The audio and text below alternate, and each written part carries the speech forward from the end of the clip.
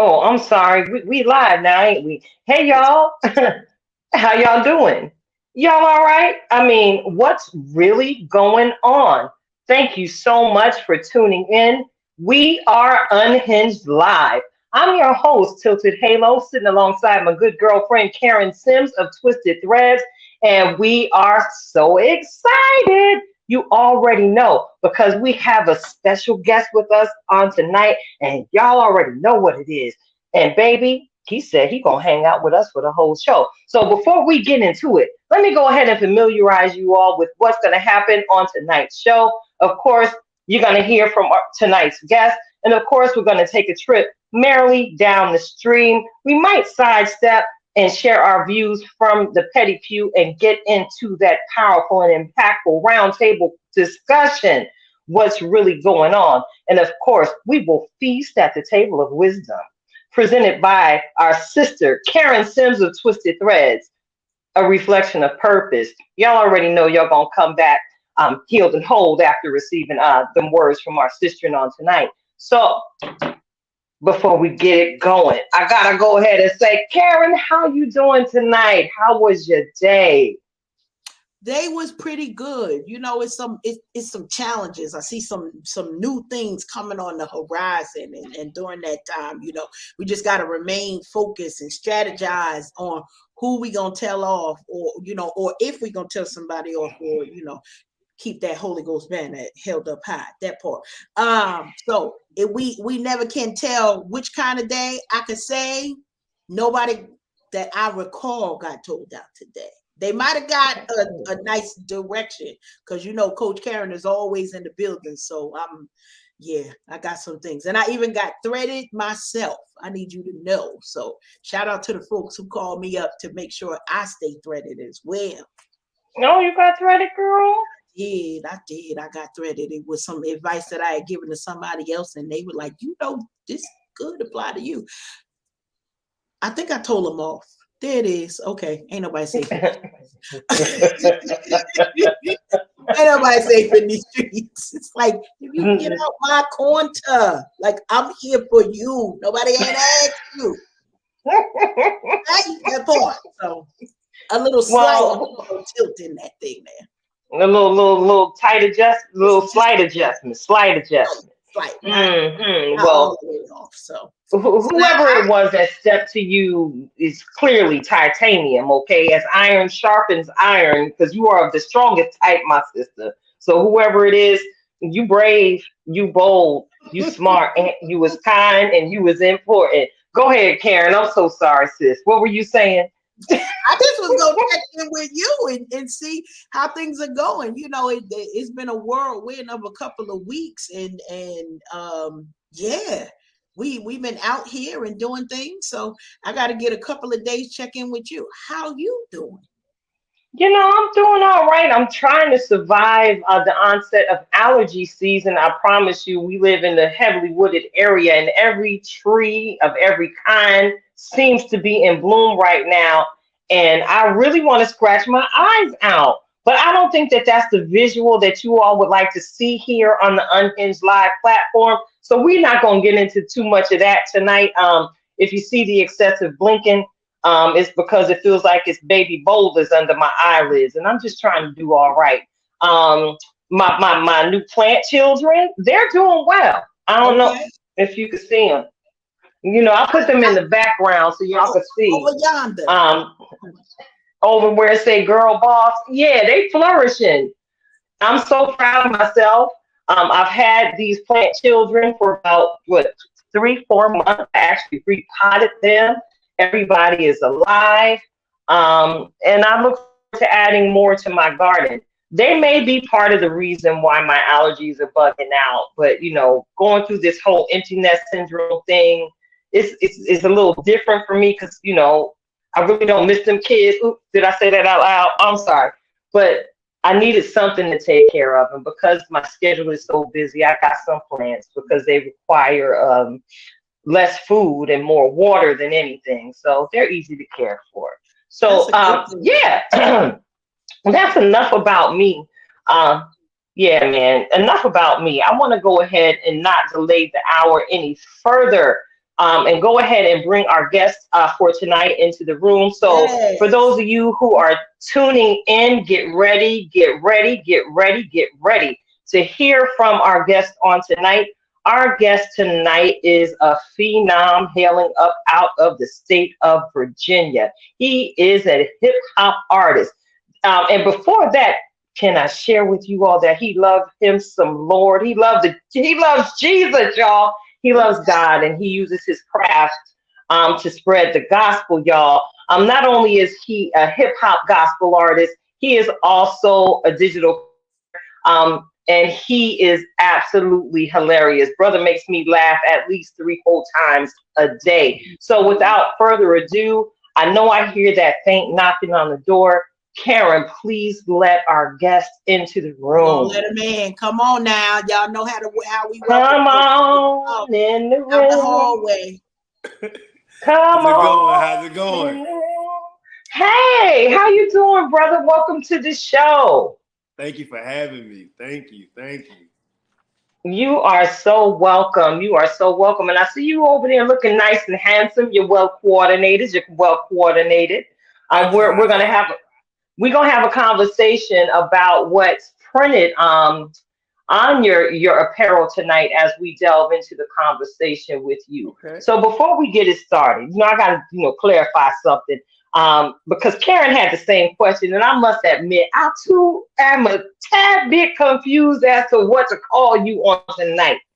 Because I know you as DJ Davis, but your artist name is Walt Leon. But first of all, what do you want us to call you tonight on this here platform? Because you family, okay? So because I already put that out there, the Kool-Aid is over there in the refrigerator in the corner.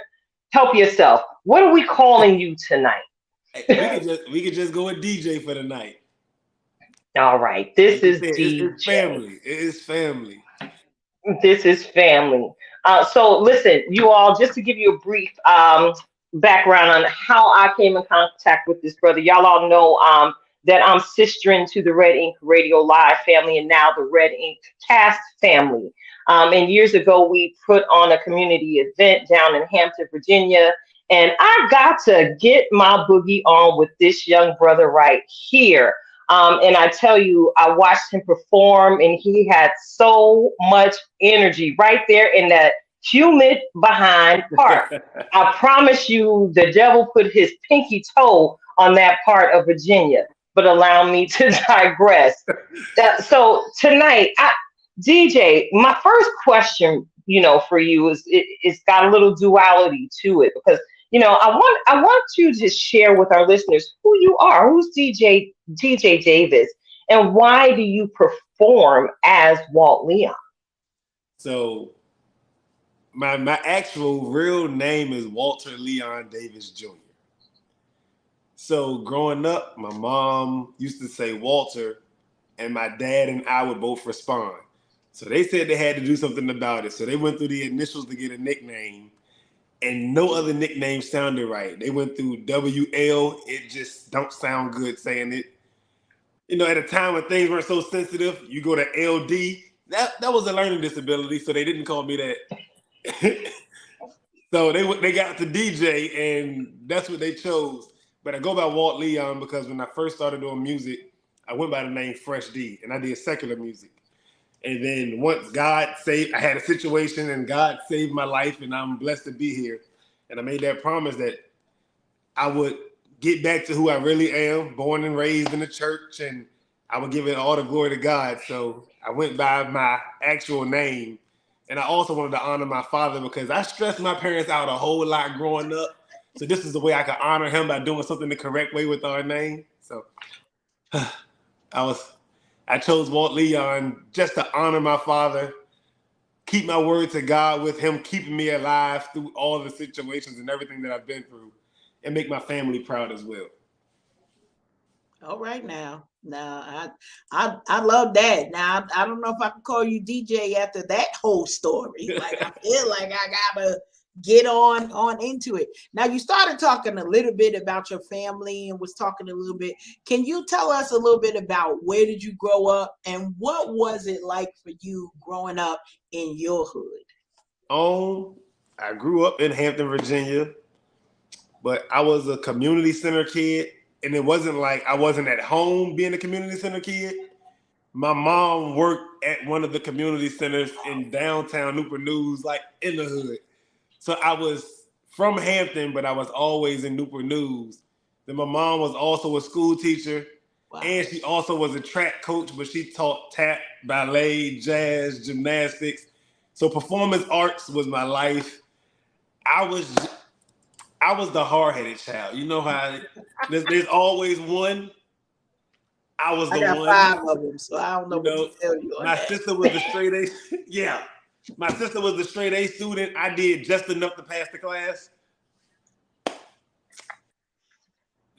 Then I also was diagnosed with ADHD. So I was a high energy kid. Didn't have to be as rough as I made it and as wild as I made it.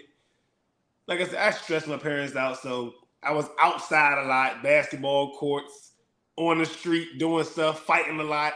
My mom is very clever, so she got her hands in on me fighting, and she realized she knew what was going to stop me from being the tough guy all the time. And she played me. She got me good. So, Well, listen, your mother is very petite in her stature. yeah. Great woman. Go ahead and acknowledge your mama right here and right now, because it was my pleasure to meet her and dance with her. She taught me how to soul bounce. Go ahead, DJ. Hey, shout out to my mom. 1, for not giving up on me.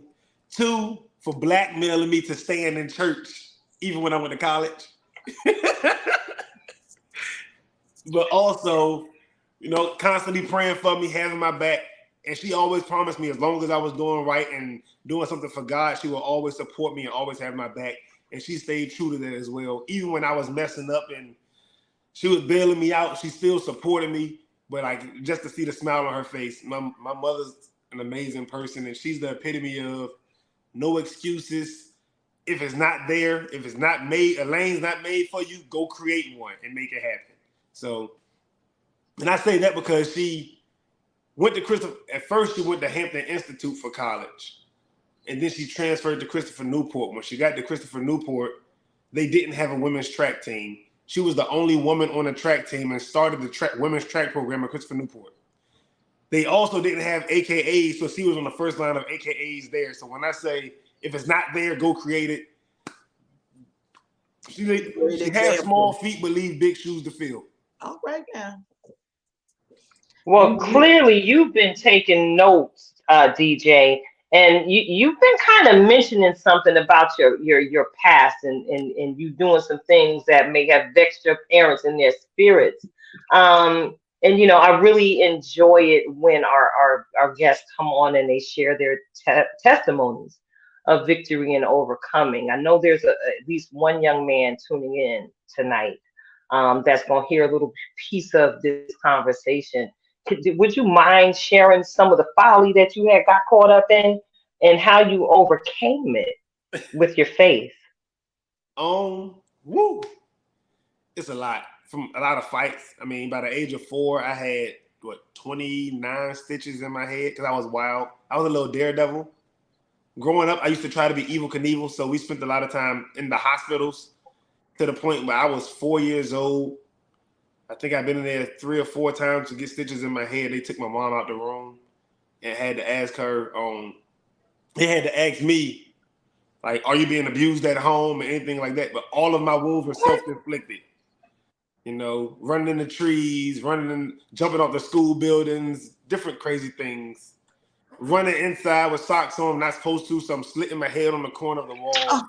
Just scares like that. And then as I got older and I was outside a lot, I fought in school, I fought a lot, and on the playground, I fought a lot. And my mom got to the point where she was like, "You won't stop fighting. Giving you spankings not working, punishment's not working." So she came with the idea that if you keep fighting, I'm going to make you cheer on the team that your sister is the captain of. So in 4th grade, I had to be a cheerleader. Wow. And that's when I stopped fighting at school. Okay, mom. Shout out to your mom. Mom is a special. Shout out to your mom. Hold on. Now listen, Walt Leon, I'm a mother of 5 children. Okay? We about to get real with this one right now, because not only do we get the opportunity to celebrate your mom, we're gonna have to have her come roll through as a guest on here too. But Yes. that right there, I know that I'm crafty with the bribes and threats that brought my children through. Prayers first, bribes and threats second. That one right there, I don't have that one enough. Look, Okay? Mm-mm. it gets worse though, because we grew up in the church. We grew up in the church, and Clever. we was in the church all the time. And I told my mom growing up, I said, when I get older, I'm never going to church again. I transferred to Ohio University, and she said, in order to take your truck to Ohio, you got to find a church to go to not let your car come out there. I had a church in 2 weeks. I'm sure you did. I'm sure you wasn't even a doubt. Was not a doubt. Was not a doubt. And to tell you, them boys would come to church with me because it was actually connected to their meals. But that's a whole nother story. Like, you could not come. You could not come, and people would be like, "How you get your kids to come?" Listen, they under this roof and eat this food. Them is the 2 prerequisites. Okay, yes, you're gonna work somewhere. Yes, you're gonna go to school. But here is the ticket to the refrigerator and the key to the front door, honey. What? As for me and my house, that part right there. Child, yeah. I don't even know your mama. And we shall. Salute. Salute to your mother. That yeah. I would have. No, I love it too. So now, after you got that church home, and that's why you're different. You had to get gifts from someplace. So did she call the church to find out that you went every week? How did she keep up with your church attendance? No, she didn't call. So I ended up growing up again. She taught dance, gymnastics, but we also had a drill team called the Word Gospel Step Team, and we drilled and stepped the scriptures. So she had the drill team and everything. We also did hip hop dances like Kirk Franklin and Fred Hammond and everything like that. At the time, that was the Christian hip hop. Well, I got out to Ohio because when I was at Virginia Union, I was on a hip hop dance team. Got to Ohio, they didn't have one. So at the church that I was at, I joined their dance ministry and added a hip hop branch under their dance ministry as well. So she knew I was there at least 3 days a week because of practices and then service.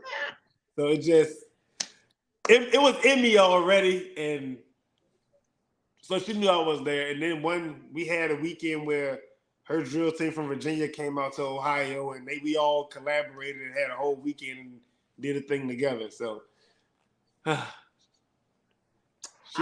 love it. So now, we gonna try to get some focus on you, but like I'm loving these mom stories. I need you to know, okay?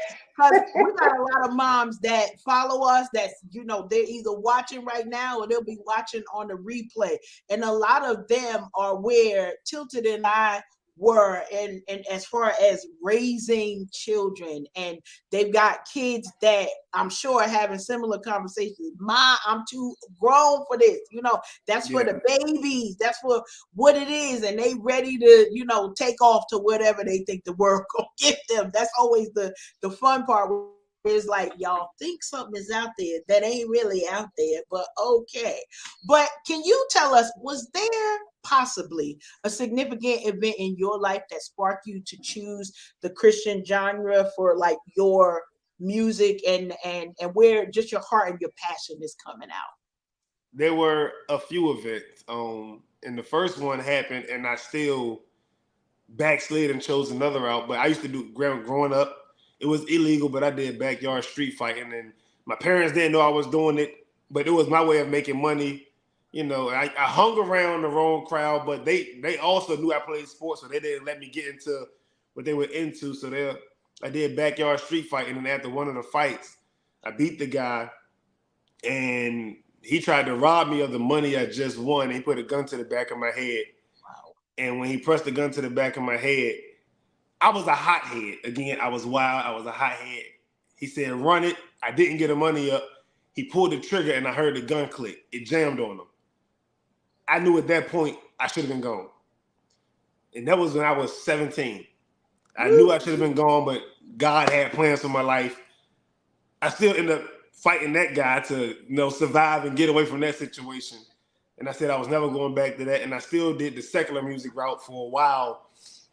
But in 2008, I was playing basketball at Ohio University. And I had two cousins on the team, JJ and John.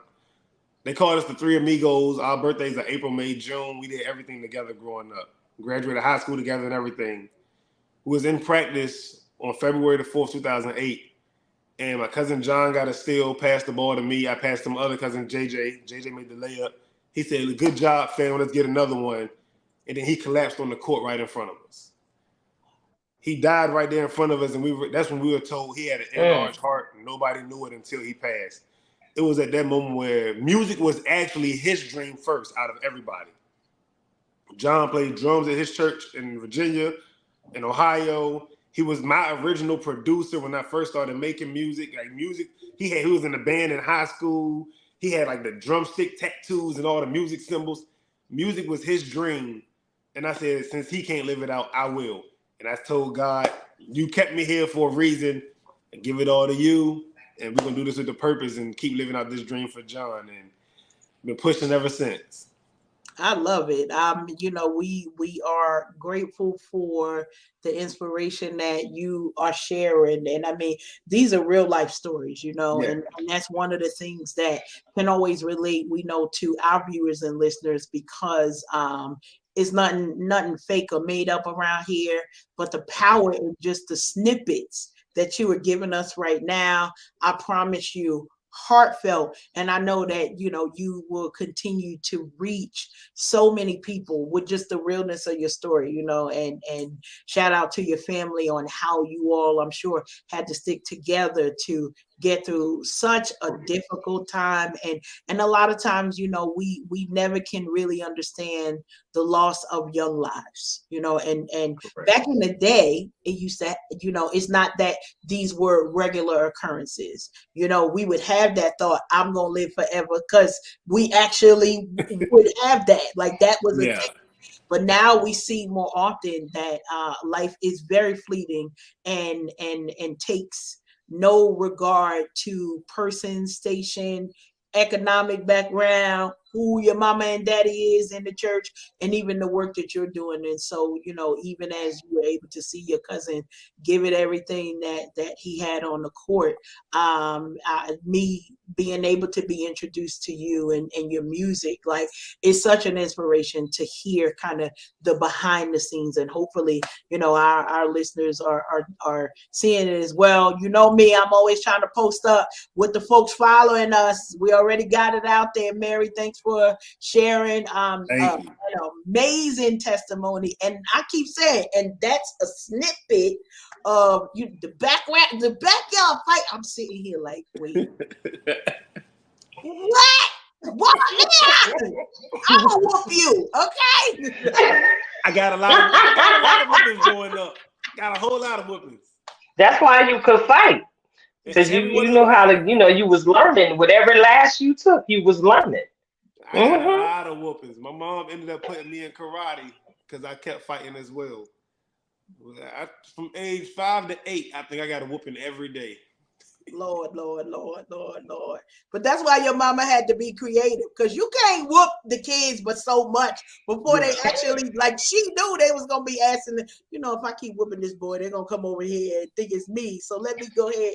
I love it, because a lot of times, they're still unruly children. You know what I mean? So just like us, I promise you, one of my biggest things that I love, Walt Leon, and my kids will tell you, I love the fact for the ones that got children and then they kids start acting up. That's all I'm gonna say for that. Cause that payback, that's all I got to say on that. So that payback is real. Aren't as their dad. That payback is really real.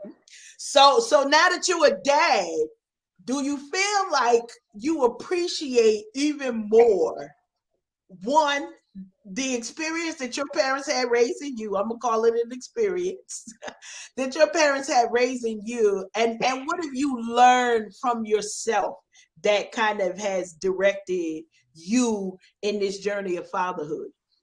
One, I can say I really appreciate the fact that my kids aren't as daredevilish as I am. I can say that. My kids actually tend to think before they do stuff. They don't jump and then think in midair. So I'm grateful of that. But I can say I've learned a lot. You know, the whole gift of not giving up, because oftentimes as a parent in the house, you thinking I'm doing all this talking, all like I'm trying to teach all of this, and you're not listening. Like, why is it not getting through to you? But then when you go out in public and people telling you your kids are so well mannered, your kids do an amazing job, they're offering help, like they're so polite, and I'm just looking at where is this kid at home? But at the same time, I also think back to no, I also think back to I didn't. They often say, "Oh, the behavior started at home." I think back, you couldn't tell that my sister and I came from the same household. Her behavior started at home.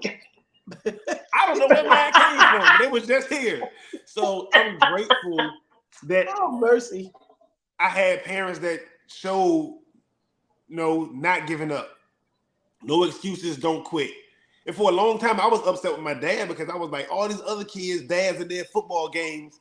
My dad ain't never there. He's always at work. My parents been married since they was 19 and 20 years old. My mom was 19, That's my dad was 20. beautiful. They're still married now. My dad was in the house, but he used to work 12 and 16-hour shifts. Mm, I didn't understand. I used to get yeah. mad because he wasn't physically at my football games. I didn't realize my mom was a school teacher and they've been underpaid since the beginning of that job.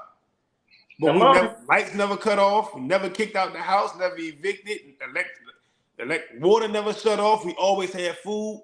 And then all these kids whose parents were at the games, they were coming over our house to eat because they didn't know if they was going to be able to eat food. So It didn't hit me until I started having to miss my kids' events. And I had a better appreciation for the sacrifice that my dad made working the 12-hour shift 7 days a week for months at a time, working 16-hour shifts. And then my mom not giving up and always finding a way to get any of, not just her 2 biological kids, but her many of foster kids and the community kids that stayed at our house, got all of us to our practices and locations and events and everything with no excuses. Beautiful. So it was a different level of sacrifice that I learned. And, being able to be stern without it being abusive. Yes. Good stuff. And Yes, now that's it's a very thin line now that they call everything abuse. But I know every whooping I had, I deserved that and some. So I learned that balance of, yes, be stern, but don't hold on to it, let it go, and still be a father and still be able to enjoy life. Don't just be upset all the time. Love it. With your children. So, I could talk about this for days. Listen. We still got a little bit more time. yes, and we are here for it. We are here for it. Yes. So now We are here for it. And for those of you with a quick question, because I'm seeing the hat and the logos and whatnot. Save Not Soft. Yes, ma'am. Yes, ma'am. Do tell. So what I've learned is a lot of people think because you're saved that you just supposed to automatically turn the other cheek and they can talk to you any kind of way. And what I like to say is I learned something from Bishop Shannon Sharp. He said, turn the other cheek is in the Bible. I ain't in there. Oh. You not, and people think because you're saved that they can just say whatever they want to you and treat you any kind of way and get away with it. Like you're going to just turn the other cheek and let them keep treating you any kind of way. I have boundaries for my life as well. And just because I'm saved and I suppress a lot of the old me and let go of it, let the old me die so I can be who God need me to be, it's still in there. So run up on my family and you're not gonna run off. I promise you that one. So you still gotta come correct on it. Just because I'm saved don't mean I'm soft. Don't get it confused. They don't have nothing to do with each other. I love it. I love it. I love it.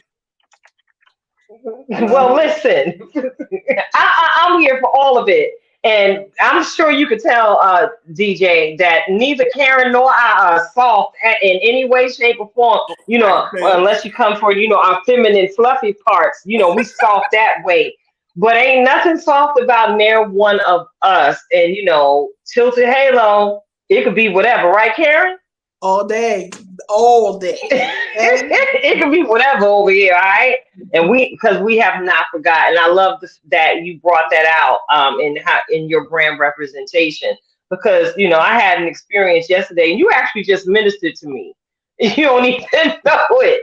I work part-time at a grocery store, and I had a situation where I was checking my own knowledge of etiquette, and how to conduct yourself properly in public, and face a situation where I had to pray on site because this lady was finna get it and she didn't even know. Okay, can y'all help me? Look, DJ, you finna be a counselor in the interview, okay? Help me out here. Okay. Do you find it rude for people to, like, when they go to give you money? Is it rude for them to lay it on the table? Or put it in? Would you prefer them to put it in your hand? What is your understanding about the act of transacting money? Is it hand to hand? Is that the general overall courtesy, or is it considered rude for that money to be put on the table as opposed to handed to you? Put it in my hand like I put it in yours. I had the respect to hand it to you. You hand it back.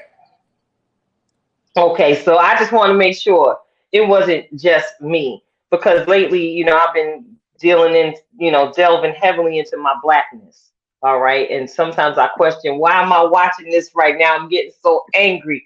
And I'm not an angry person, but this lady decided to lay some money down in front of me when I clearly had my hand out. So that's where I had to pray not to jump on the pedicure, Karen, in public.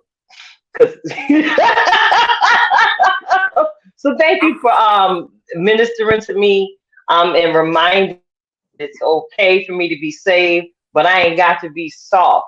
I handled the situation in a nice way, but I didn't give her receipt. I just laid her receipt down in front of her and looked at her. I hope she took the message. I think it bothered me mostly because, I think it bothered me mostly because I saw the cross hanging around her neck. But it was just unfortunate that she was of a lighter hue. She was of a lighter hue, if you know what I'm saying. So yeah, thank you. You just ministered to me. And thank you for those of you who are tuning in. You've tuned in to Unhinged Live. I'm your host, Tilted Halo, sitting alongside my good girlfriend, Karen Sims, and tonight's guest, DJ Davis, also known as Walt Leon. I want to go ahead and say thank you to all of our replay viewers who are going to hit play at a later date and time. We appreciate you as well. If you haven't already done so, go ahead and hit like and subscribe to all of our YouTube channels, as well as our different Facebook locations. They're there on the flyer. They're there on the group. And of course, I just mentioned the group. If you're not in the group, want to come on over there and engage in some of our shenanigans. We are with Tilted Halo right there on Facebook. You're going to get a little music. You're going to get a little inspiration. And of course, you're going to get a little ha-ha, kiki, because we like to keep it funny with the joy tsunami we're creating with Unhinged Live. So we're going to continue our conversation with DJ on tonight. You share with us how you conceptualize Sage Not Soft. I see you have it on your shirt. What is it? See a life? Oh, see a life. What does your shirt say, brother? Because I can't see all of it. Oh, yeah. See a life, touch a life, change a life. Okay. Yeah, it goes around it. In the middle, that's actually a picture of me. Something I do a lot when I perform. Like I put one finger in the air and like I point to God. I didn't realize I did it a lot until I have my aunt Sharon, and she does like comedy and she does art. She comes to a lot of my events, and she said, "You know, you do this a lot." And she sent me about 6 pictures from different events where I was doing this. She said, "You should do something with that." So I turned it into the logo for the company. And it's hard to copy somebody when it's actually them that's the logo. But the company I've always had Touch Life. And the whole thing is, no matter what you do in your day, when you come in contact with somebody, you should be able to touch their life in a positive manner. So even if all you do is smile, that can be contagious enough to turn their day around and leave them smiling versus frowning and being upset. And just bring a positive attitude and positive energy to everybody you come in contact with, so they can leave you better than when they came in contact with you. Love it. Say that one more time. See a life. Tell us the whole thing again. It's see a life, touch a life, change a life. Love it. Love it. Love it. Love it. Awesome. That's an amazing concept. That's what's up. So look, I know I mentioned that I got to dance with you and your mom when we did the soul bounce. Yes, can you tell me what your inspiration was behind the soul bounce? And I want to also know, did you choreograph the dance yourself? Yes, I choreographed the dance. I wrote the song. Only thing I didn't do was produce the beat. But the whole thing was the lyrics and the chorus are your steps to navigate through life. You know, you'll go left. Sometimes in life you'll turn left, sometimes you go right. But no matter what you do, you don't let it disturb your soul. Sometimes in life you get turned around, but you still are alive, so you have a chance to keep pressing forward. So you just get to, celebrate that you're still here through all that you've been through, because we don't look like what we've been through. That was an old school testimony. So it's pretty much the new school way of saying I don't look like what I've been through. And even when life gets twisted up, things don't look like you planned them to. You don't know what God's plan is. He may be telling you no to something that you thought you really wanted to protect you from the dangers that you didn't know was down that road. So it's so many different avenues, and that's why the dance is cross left to right and let your soul bounce. So no matter which direction you go, don't let what you're going through disrupt your soul. I love it. I love it. I love it. Amazing. And I don't know what's going on over here in the Service Electric Wi-Fi stratosphere in New Jersey. But we're gonna rebuke the Wi-Fi spirit in the name of Jesus. We don't know what's going on here. Together. Yeah, I'm gonna need whatever's happening. Y'all got a postcard in the mail. Y'all done told me y'all done gave me 50 more books of speed on my Wi-Fi that in the paying for on Obama's internet. I'm gonna need y'all to get y'all life. I'm gonna need y'all to get y'all life. Just so pardon me if I'm sitting here going, looking real studious, because I got y'all sounding like me every now and again on my end. And I'm doing my best to sit here and look all engaged as if I heard you and you did not sound like Ant-Man, all right? Oh, man. So yeah, man. So look, Karen, did you make you some dance space back there like I asked you to, or is that a no-go tonight? I made some space. I don't know what we gonna do with it. You asking questions and whatnot. I never know what. You know what? I might spare you because I was hoping that you would show us how to do the soul bounce. It's a wonderful dance. Did you just back up? Are you ready to teach the dance tonight, DJ? I'm still sitting in the same spot, but if I need to, I will. What? Look, who's in the chat? Who's in the chat? All right. Y'all know I like to get stupid. If y'all want to see Tilt the Halos dance tutorial live with DJ Davis on that soul bounce tip, put a 1 in the comments. Put a 1 in the comments. I want to see something. I see hearts flying, but I don't see no Do we see someone? However, we could share the video with y'all in the Unhinged Live. So wait a minute, it's a one in the it's a one in the chat. Go ahead on over to Unhinged Live, and we will get you a video right over there. I'm gonna learn. I don't know what it is, but we about to learn. So let me see. We about to learn. Now, listen, our brother gives instructions on the dance as it's flowing. You getting that together, DJ Twisted Threads?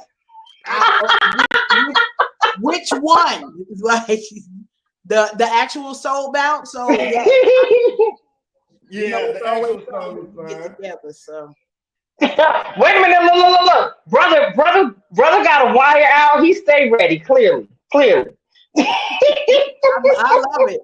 And now I can play the music in the background. Oh man! So look, as I busted, let me know. As I have busted up the room, as I tend to do. Karen, you didn't issue the warning to the people tonight to have their tilted passports ready tonight, because you never know where I'm gonna go.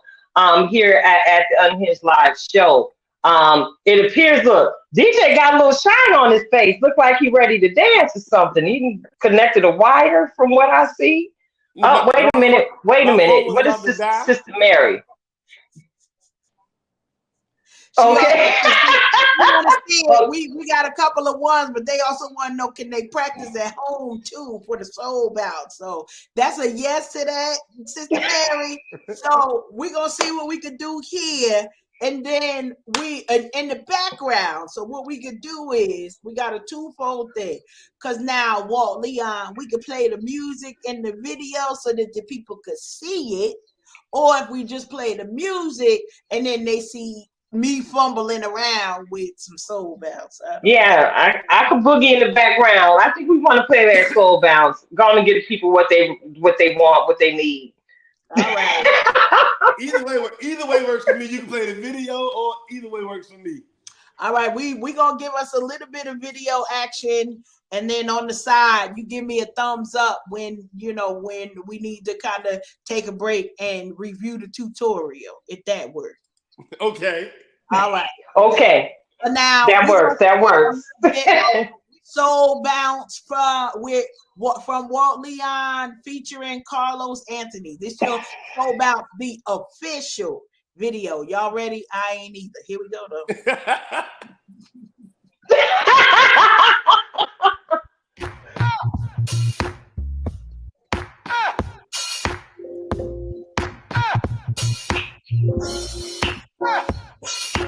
You should be getting up now.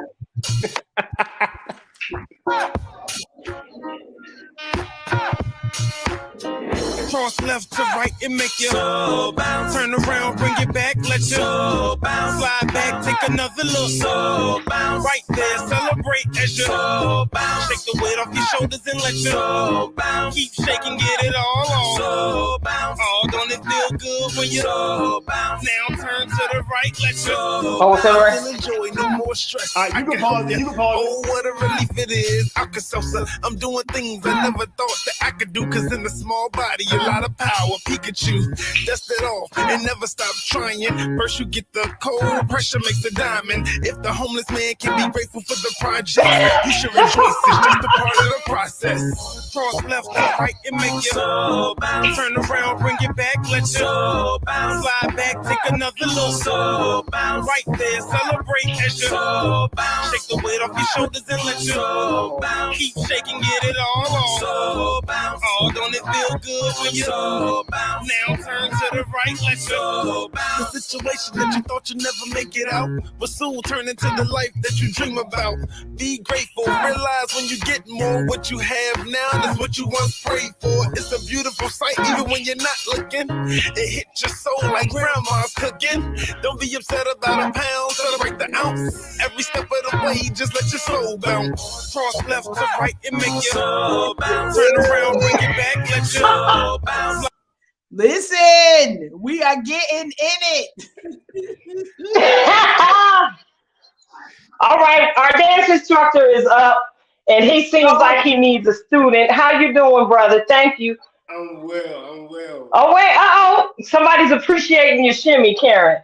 All right, what's the first steps to this dance here, sir? Y'all like my tie-dye pants? I came ready tonight. Let's go. We glad it's something at the bottom. We appreciate you. So something being at the bottom. You know, I remember today. Well, look, we're gonna walk through the steps real quick then. All right. So the first step is you cross your right over leg over the left, right over left, and step out. And then it's left over right, step out. Y'all can't see what's going on at the bottom here. So I'm gonna warn you, I'm naturally a left-handed person first. So a lot of stuff is done off the left side first, not the right side. So the first step is right over left, step out, left over right, step out. And then when you turn around, we're gonna cross left over right, turn around, right over left, turn back around. So in the song is cross left to right and let your soul bounce. Turn around, bring it back, let your soul bounce. Turn. Okay, I got it, brother. All right, I fixed the soul bounce, y'all. What? Okay. So now at a diagonal going back to the left, you have 2 steps to the left and 2 to the right. So it's 1, 2, 3, 4. Okay. So we go from the top. We're gonna go from the top. We got cross right over left, left over right. Turn around, bring it back.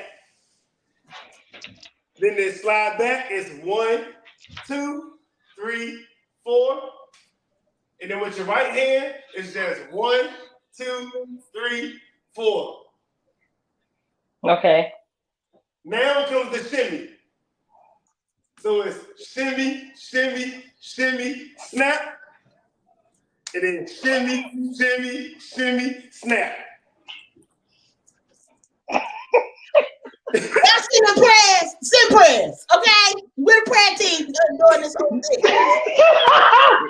You didn't know you was coming to Carl dance practice tonight, did you, Karen? Give me a flag. I need a flag or something. The last 4 moves is with your right hand to your left shoulder. It's shoulder, shoulder, leg, leg. And then you just turn 4 steps to the right and we start over. Y'all know this is gonna be a problem. We're gonna work it. All right. So do y'all want to try this with the music? I mean, we could try. We can do it. All right. All right. But we gonna. All right. And DJ, you gonna count us in so we can start dancing together. Yes, ma'am. All right. So I'm not gonna share the video. We just gonna hear the music in the background. Y'all give me a thumbs Yeah. up.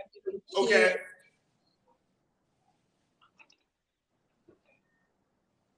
Okay, maybe not. Give me a minute. Y'all know technology. This is the best. I cannot wait to use this as a clip. Lord. We got a whole bunch of names for this. Turn up or tilted. And now I'm stalling over here. So apparently your internet problem tried to come over here. So we internet problems over here too. Be gone. Ain't nobody got time for this. Okay. I don't know how it's gonna play or not, but it acted right the first time. That's all I can say on that. So we might have to move it out without the. All right. Well, that's fine. Of course, it's gonna start playing as soon as we start moving. That's fine. Right. Look, I'm kind of like, should I get my chair and sit down then? I'm about to break the wait a minute. Karen over there grooving by herself. I'm a little jealous. I got that part down. I got that part the other way. You know what? All right, we're not going to be soul bouncing live with you tonight as I was hoping, but thank you so much, DJ, for taking the time to show us the steps and show that they're really not that hard. And thank you to Val and Miss Mary in the chat room acting up, encouraging my foolishness on tonight. You all have tuned in to the Unhinged Show Live. I am your host, Tilted Halo. You all right? Oh wait, I have to. Okay, Everything fell apart. Did it? I don't know where it fell. It's back though. All right. Well, thank you. All right. Well, welcome back. Welcome back, Karen. Welcome back, Carter. This is the Unhinged Live Show. I'm your host, Tilted Halo, and that was thank you so much, DJ, for again indulging my foolishness on tonight. Before we wrap up this segment, I just want you to tell our listeners how they can connect with you if they want to book you for a show, have you come in and speak to folks in their ministries. Where can they get in contact with you? You can contact me on TikTok, Instagram, all of it, or Twitter. All of it is at Walt_Leon. YouTube is Walt Leon Music TV. You can reach me on any of those. I have my notifications on, so if a message comes through, I'm gonna get the notification, and I reply to those just like I do my email. So you can reach me on any of the social medias, and I reply to them just as if it's a text message. Thank you so much again for tonight, DJ. And hey, Karen, you already know what it is. We're about to keep this train moving because we got a little bit of time on our hands. So sugar, sugar, sugar, sugar, sugar, sugar, sugar, sugar, sugar, sugar, sugar, sugar, sugar. Get your remote control. Are you ready? Ready. All right. It's time. Oh, let me get some water. It's time to point your remote control at your TV screen. Merrily, merrily, merrily, merrily. Find something to stream. That's right, y'all. It is time for that segment, Merrily Down, where we discuss what we've been watching on these internet streaming streets. Whether you watching whatever you watching through the internet, cable provider. We even introduce different audio books as we go merrily down the stream. So of course, I gotta highlight something that we had all been anticipating. Did y'all watch the Monique stand-up special out there on the Netflix streets? I had started, but I started during Holy Week, and my shanana was bothered. So we gonna regroup again next week. That's because he is risen. That's right. Next week. Okay. You gonna pick that back up next week? You couldn't handle all of that? Okay. Because I'm one where I want to repeat something that I had heard, but I can't repeat what I had heard. So but Monique, she doing her thing out there, and she let y'all know she don't care nothing about her. But I did laugh I think I got 20 minutes in, and it was like, okay, well, we gonna come.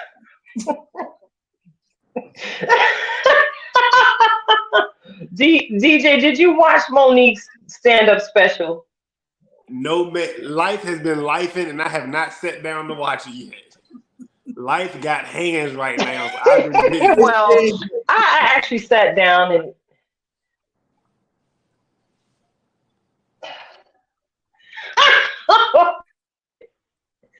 did he say life has hands right now? Mm-hmm. Life has hands. Yes, yeah. That's something.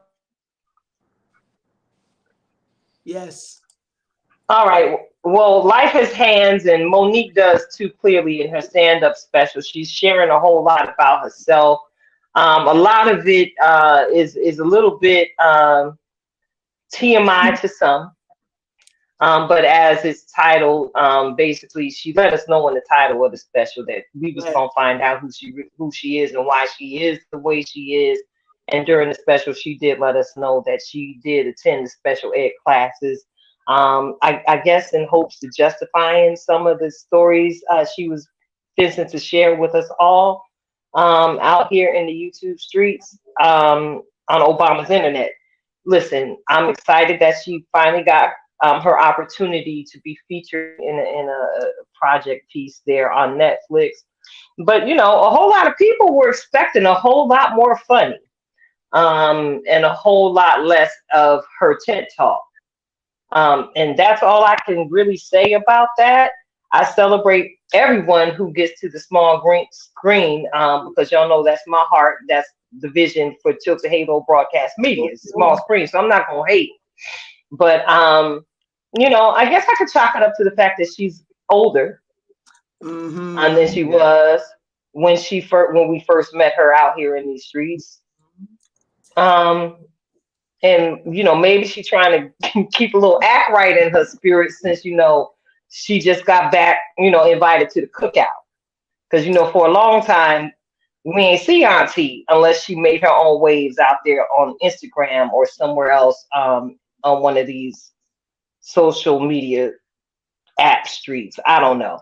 But yeah, Monique came back and gave us a 1-2 punch. We're grateful. We're excited. But, you know, I'm just going to say it like this. On to the next, you know? Yeah. I did do my best to try and stay off the news for Holy Week.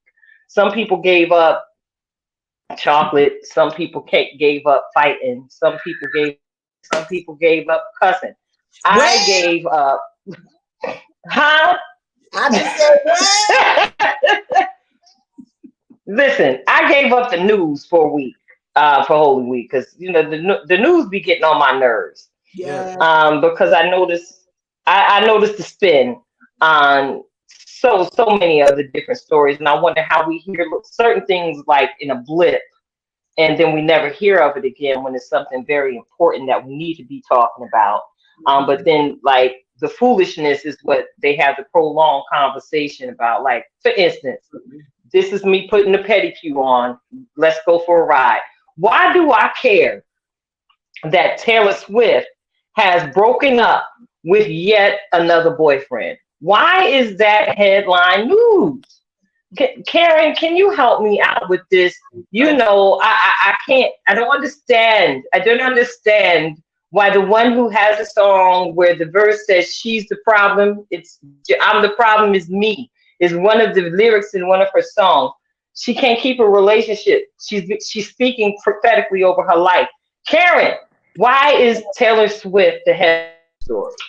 So I'm going to bring Walt Leon and remind him about a conversation I recently had where I said most of the conversations, Walt Leon, with my good girlfriend Tilted are strategy sessions. Now, here is where I got to put my life coach hat on, and you sort of already answered your own question, Sister Tilted, evangelist, because what happened was, what they call them, are they Swifters? I don't know what they call the Taylor Swift people. Like they got a name for them with the Swifters. I don't You know what?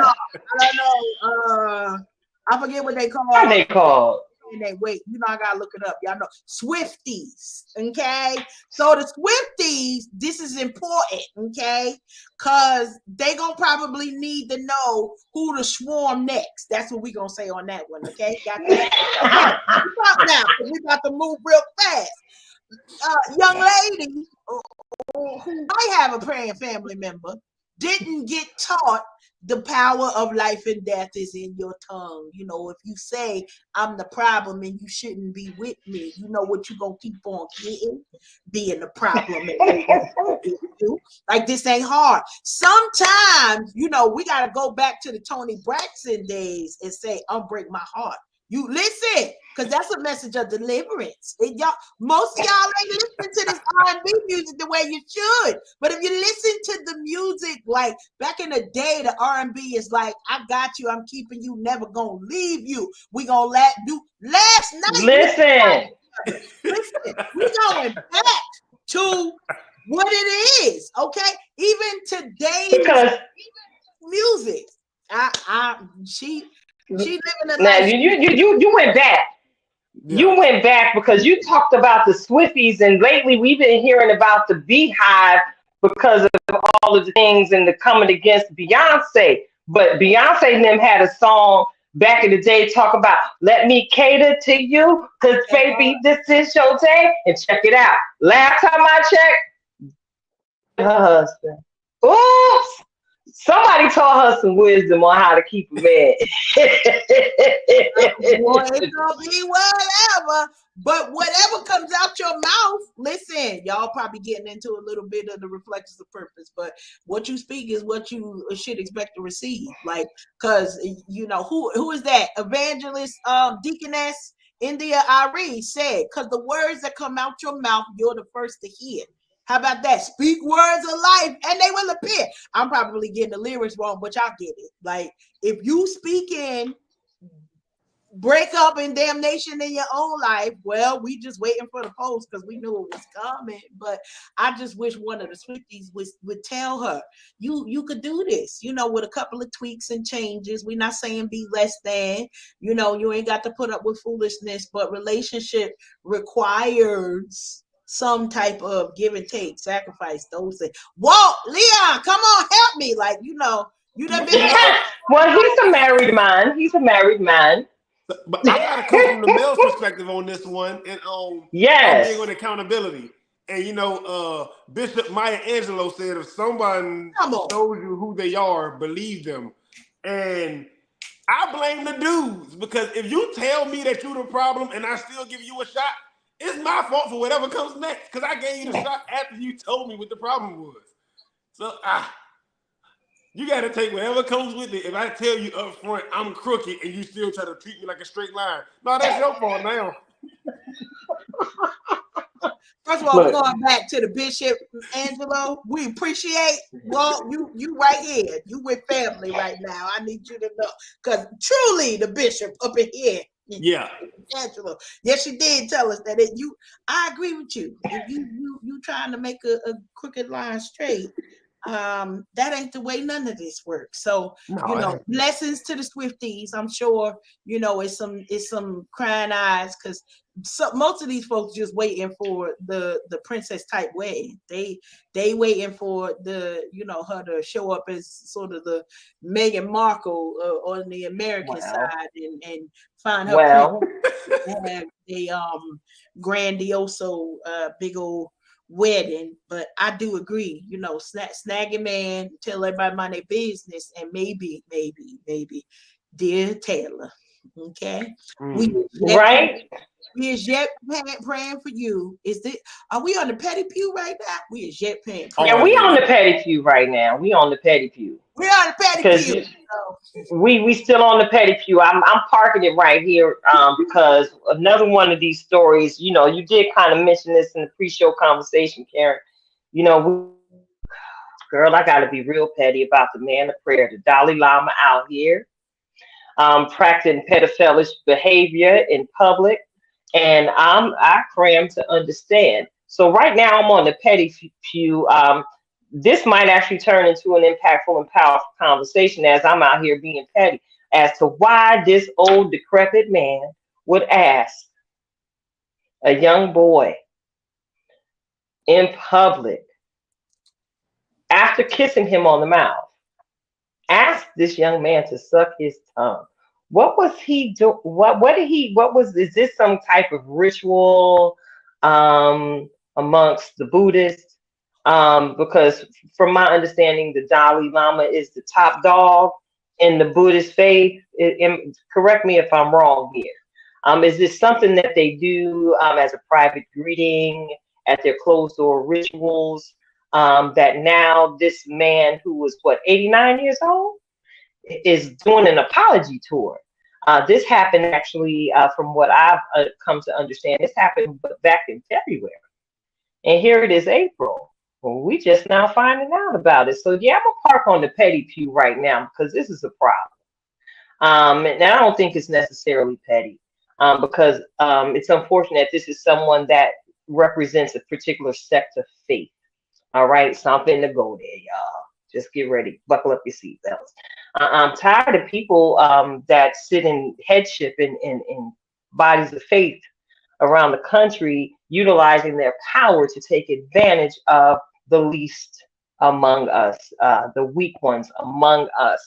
And I believe this is a conversation that really does need to come to the forefront because we've heard it for years and years and years and years and years about the incidents of sexual abuse that's happened in the Catholic Church. Things that are being exposed that have happened allegedly behind closed doors for years and years and years. Now we see this sweet little respected young man do something publicly on a hot mic. And I know what my testimony is coming up in the Holiness Church, where we had a devilish deacon wanting to touch somebody he wasn't supposed to be touching, and we had shouting Sister Sandra in the corner who was saved and a little too sexy for her own good because she couldn't find herself outside of some other man's car or bed. But allow me to digress.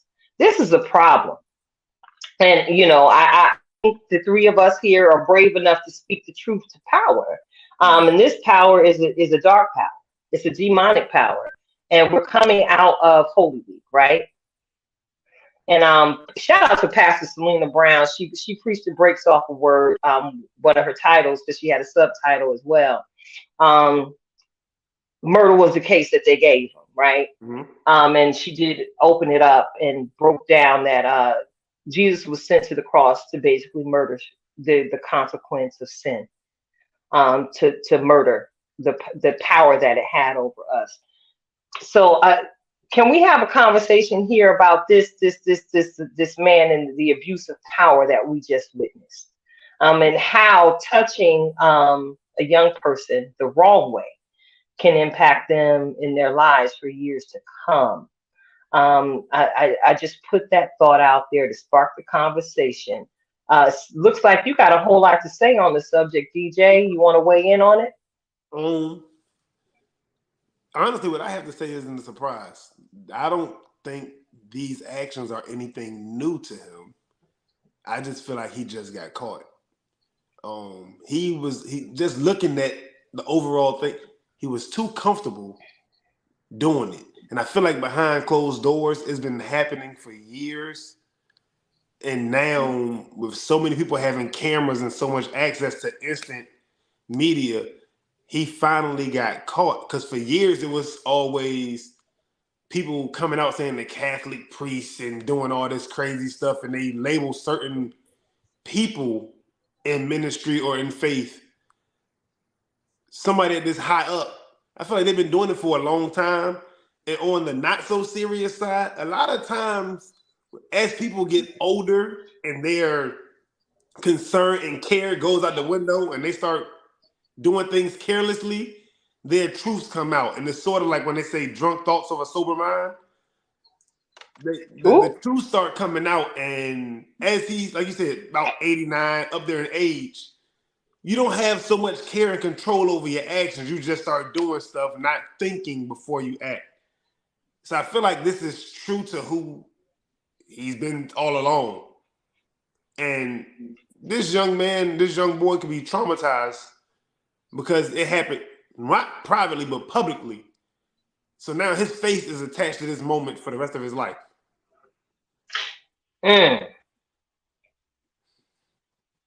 But the thing is, what are they going to do about it? Do they remove him from his position of power? And how do they go about replacing him? It's so many layers to this one thing. And then it's how many other people has it happened to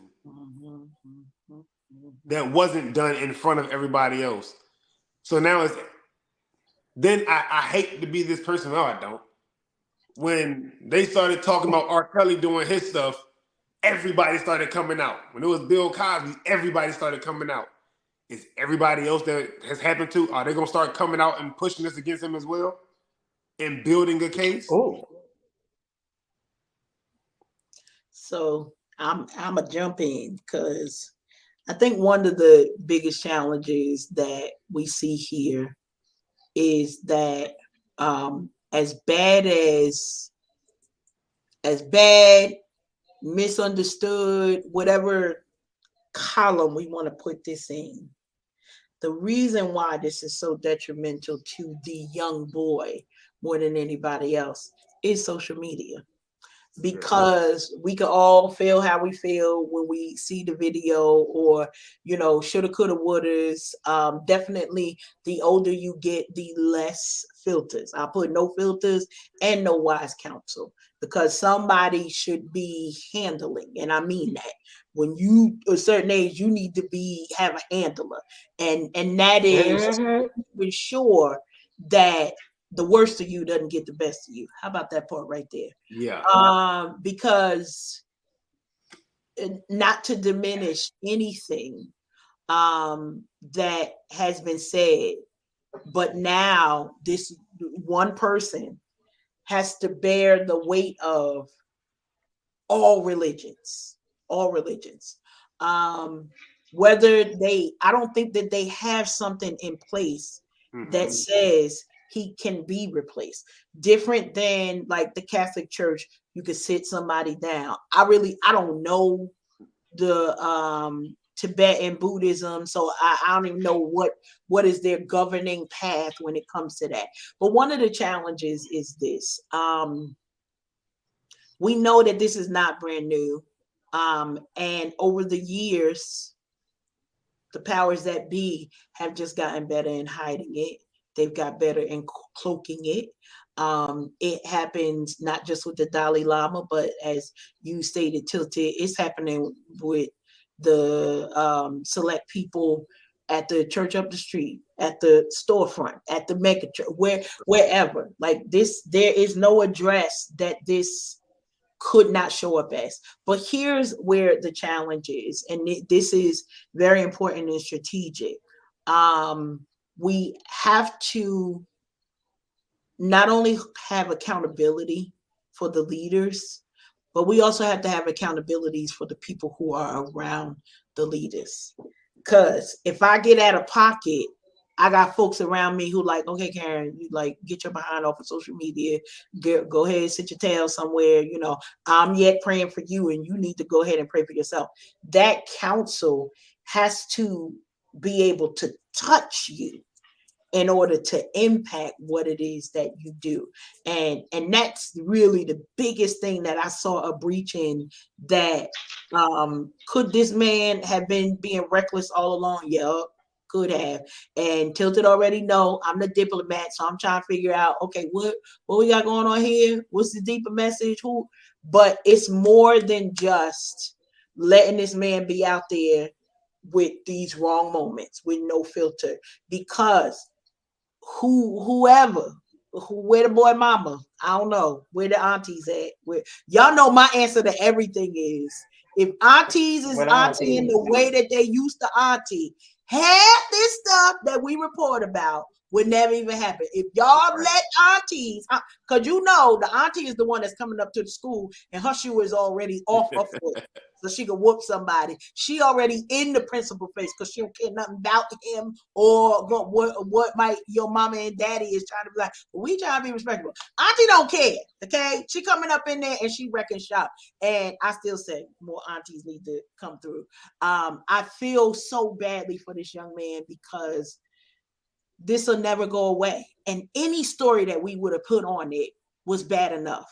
Now he is connected to this story forever, and there'll be more situations with him about regarding just the heartlessness of people young and old. So we could go on for a long time, but yeah, we could probably talk for 3-4 different years straight about this foolery, but we're going to go ahead and turn it down and jump on to another topic of conversation. But, not for nothing. If y'all see something, say something in these church houses and in these community activities, because them public restrooms, things happen there too with grown folk and little kids and little kids too. It's a whole nother conversation, all right. But remain diligent as we seek to just be the change agents we want to see walking out here in the earth. So we're gonna move on over here to something that was a movement to represent a change that some felt was necessary, that went all the way wrong. What did I call this? The two that should have been three. Yes, yes, yes, y'all. I am talking about the people who were expelled, the representatives who were expelled from Congress down in Tennessee, after they organized and led a peaceful protest, calling reform after a shooter walked into a school and killed 3 9-year-old students. This is a Christian elementary school in Nashville, Tennessee, where 2 African American representatives and 1 Caucasian American female representative led the call, led the cry. Next thing you know, they got called to the carpet, and only the African American males were expelled from their seats in power. Now, at the time of this conversation, we've come to understand that the council in town chose to vote Justin Jones back into his seat. Mm-hmm. So he's been put back into place, and we're waiting for them to do the right thing by Justin Pearson and put him back in place as well. But check it out. I was actually listening to CNN, and I heard one of the news reporters say that though Justin has been put back into his seat, they're still going to have another election to fill that seat. And pretty much there's not necessarily a guarantee that either one of these gentlemen are going to regain their positions in power. And what, this is Justin Pearson and Gloria Johnson. Yeah, Gloria Johnson kept her job, and this is once again where we see how differently people of color are treated. Basically, no matter where we tend to go. Let me toss the mic to Karen on this comment. Karen, this right here, I'm sitting here going like this. Talk to me, sis. And one of the things is that most people may or may not be aware of the long history that Tennessee has in racism and classism, and the way that just the city is structured. Listen, at some point, this is what we voted our representatives in for them to represent the voice of the people. So if the people in a particular district is crying, everybody else we voted in should be crying with us. But we are so accustomed to the privilege of our governmental representatives that this seemed foreign for the people who should have been coming alongside them. Of course, very not fair, but regular, because I don't feel like it's a racist statement for me to say white women know that they are protected. And Gloria done said that for herself. She said, I'm a 60-year-old white woman. They are young black men. We knew how this was going to go. But at what point do we step to tradition? Do we step to the wrong legacy that's been here in America for a long, long time and say, we not our great-great-grandparents. We not our great-grandparents. We are not our grandparents. Y'all gonna have these conversations. You are going to address the issues that are literally killing the next legacy. We've got more school shootings, more people. I had a conversation yesterday, today. I don't even remember what day it was. Probably was yesterday. Somebody telling me about a shooting somewhere. And when your statement is, wait a minute, which one? Which one was that again? Was that the one with the school kids? Oh, well, we too far in. We too far in. It's too many of them to keep up with. I hate to say it that way, sis. I had to apologize. I said, forgive me, but I hate to say it, and I hate to say it this way, but which one? And then each of these has some type of twinge or something else that you can differentiate the most current one from the last one. But here's the common denominator: legislation is not doing anything. And if you come in my backyard and y'all doing something crazy, not only are you going to meet Susie May. Walt Leon don't know who Susie May is. For y'all who don't know who Susie May is, I am a concealed carry licensed gun owner. Come over here if you want to. You're going to get Jesus and something else. Okay, now, here we go. With that, there's a responsibility that we have to our children. We have to our communities. That means that I get to keep me safe. But I also want my entire, these loud behind children that be running back and forth, I want them to be safe the same way that I protect myself and have my personal safety. We all are out here in these streets doing something different. What you consider saving, yourself and your children and your family, y'all do that.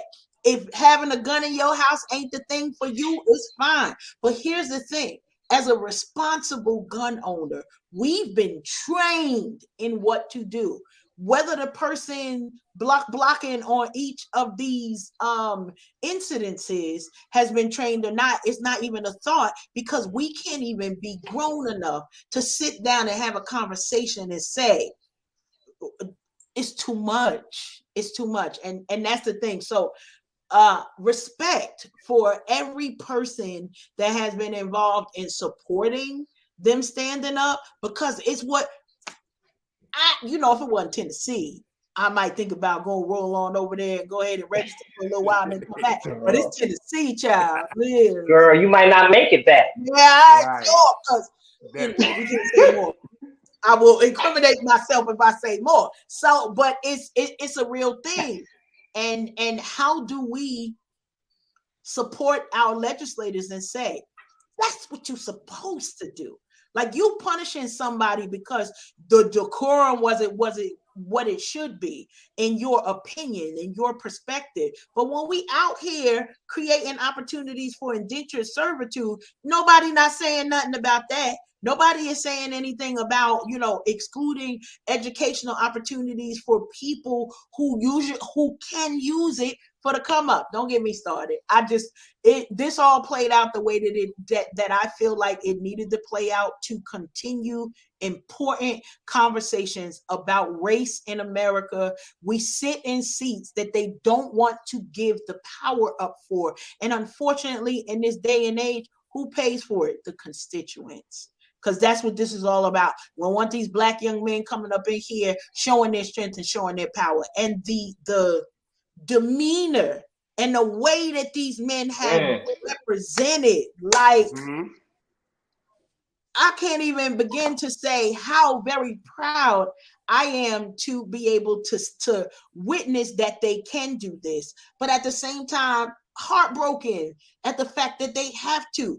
These men are qualified for the positions that they are in. They are working to better the people in their constituency, and they're getting ridiculed. And like, listen, y'all come over here if you want to. Girl. You only coming so far to belittle me. You got about 3 words, and then you're going to know every bit of Jesus that I know, because that's the only thing that I'm going to be. Listen, you're going to know all of it, and then I'm going to probably. They're going to come to know him. Right. Because why? It could be whatever. They're going to come to know him. From the top, then you're going to know him. So, all right. Well, listen, DJ, I know you got something to say, brother. Come on with it. I'm not surprised. Like you said, it's Tennessee. This is Tennessee's history. But for so long, these people in positions have been able to talk a good game and act like they're going to be there for people and do what's right for the people. This was a moment of action where it was able to expose who really stands with them and who's just in a position talking good. And as you can see, who's really standing with them are far more outnumbered.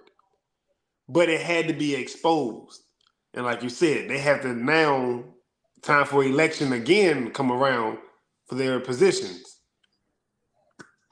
Now the people have a chance to really put something into action. I'm a firm believer that, and I like to be optimistic at times, but then I also am realistic. I'm a firm believer that these laws and things aren't really going to be changed until something start happening to the family members of the people that has the power to change them. The people that make that Oh, call when it's their mother, their son, their loved one, their grandchild who's shot at a school, doing what they're supposed to do in the classroom, learning where you sent them to, a private school, a Christian school who's shot in a classroom. Once it's your personal family member and it's near and dear to you, then they're going to make that change. Until then, they don't feel threatened because they feel safe and they feel covered. So, like, I salute the two that's really out there standing by themselves.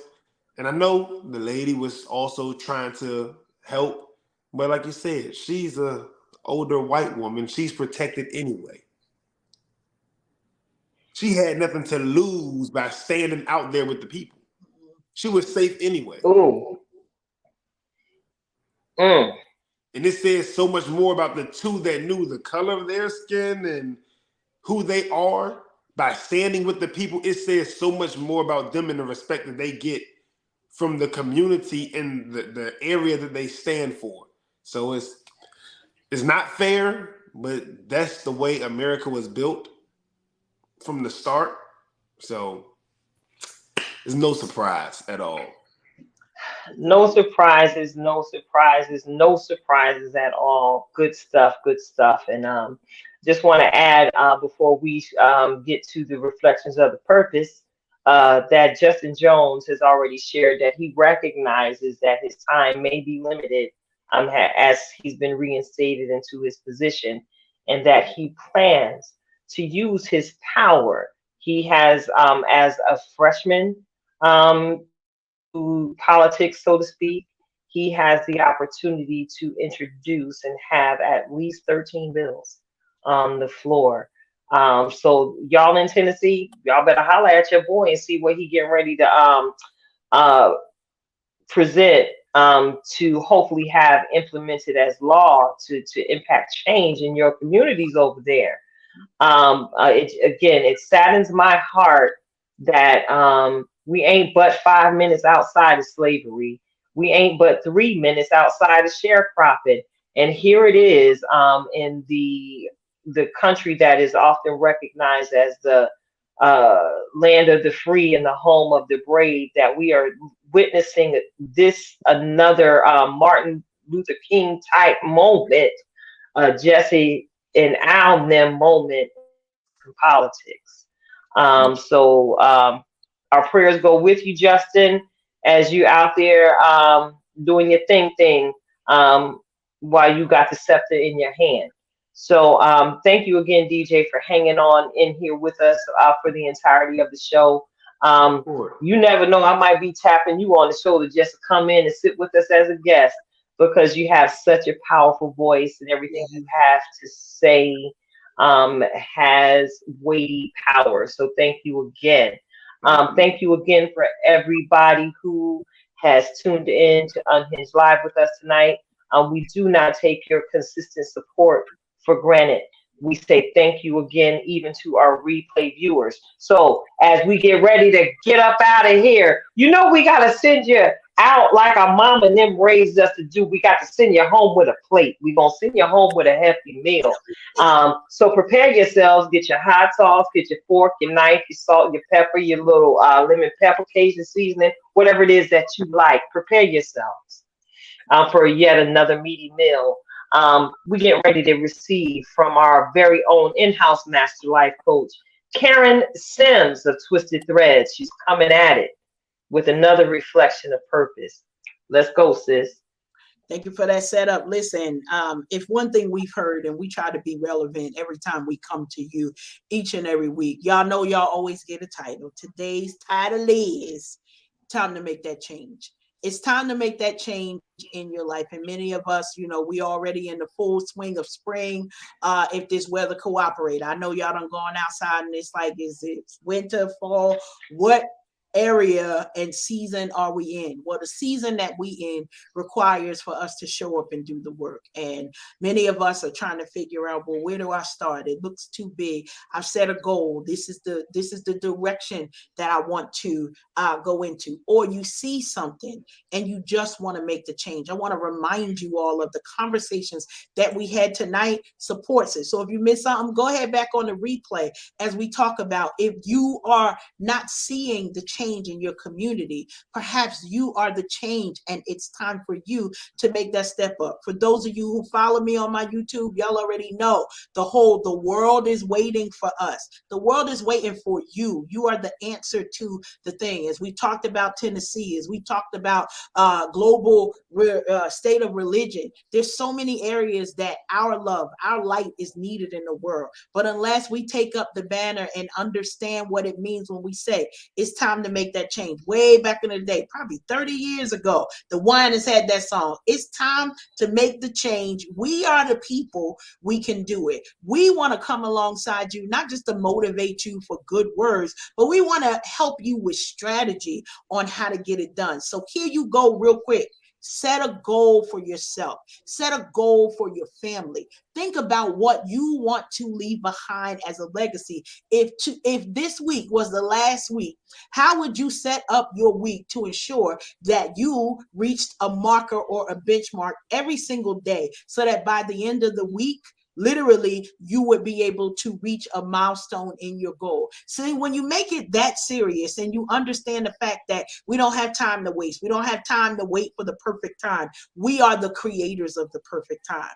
Take that accountability and that responsibility in your own life and watch how powerful and impactful you get to be. I love it because we welcome my good new friend, Walt Leon. Him and Tilted go back, but literally see a life, touch a life, change a life.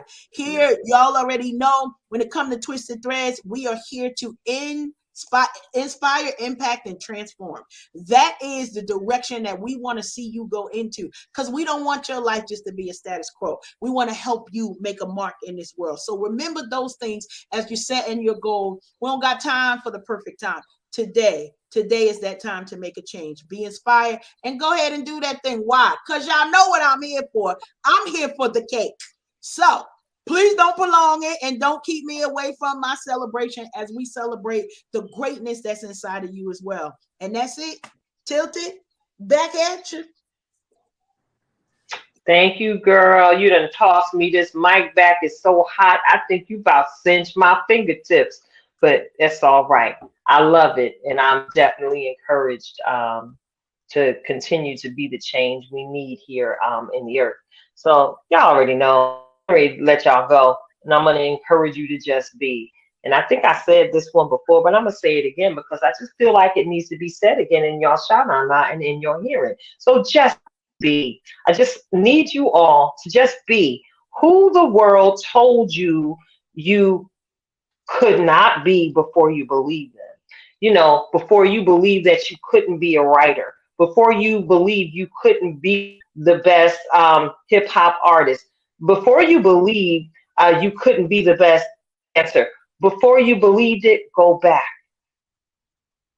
Dream again, believe again, and just be who you were predestined and created to be. Because after all, sugar, you are fearfully and wonderfully made. It's your girl, Tilted Halo, my good girlfriend, Karen Sims, DJ Davis, Walt Leon.